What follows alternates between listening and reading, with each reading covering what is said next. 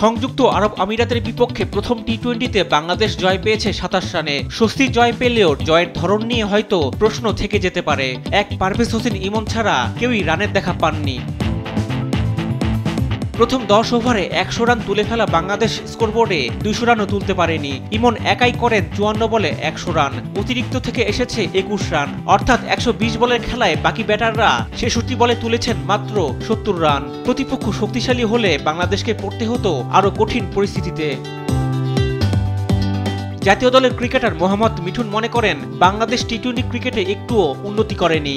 রোববার সাংবাদিকদের তিনি জানান টি-20 ক্রিকেটের সঙ্গে বাংলাদেশ এখনো মানিয়ে নিতে পারেনি। যখন টি-20 শুরু হয়েছে তখন আমরা পিছিয়ে ছিলাম, এখন আমরা পিছিয়ে আছি। আমরা কিন্তু কখনোই ইন্টারন্যাশনাল লেভেলে স্পেশালি এই ফরম্যাটটা আমরা কখনোই কোপ আপ করতে পারিনি।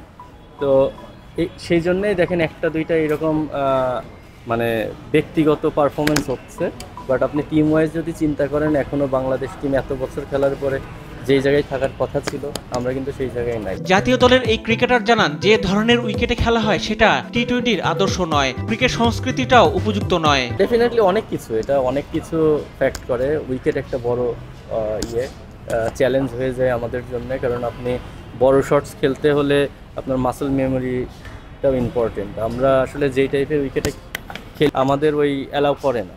আমরা হয়তো বা 2টা মারলে 3টার সময় একই বাউন্সে আসে না বা একই পেসে আসে না।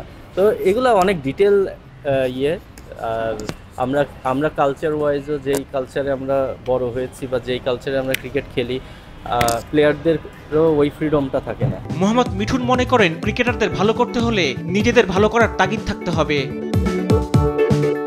রিফাত আঞ্জুম, দেশ টিভি, ঢাকা।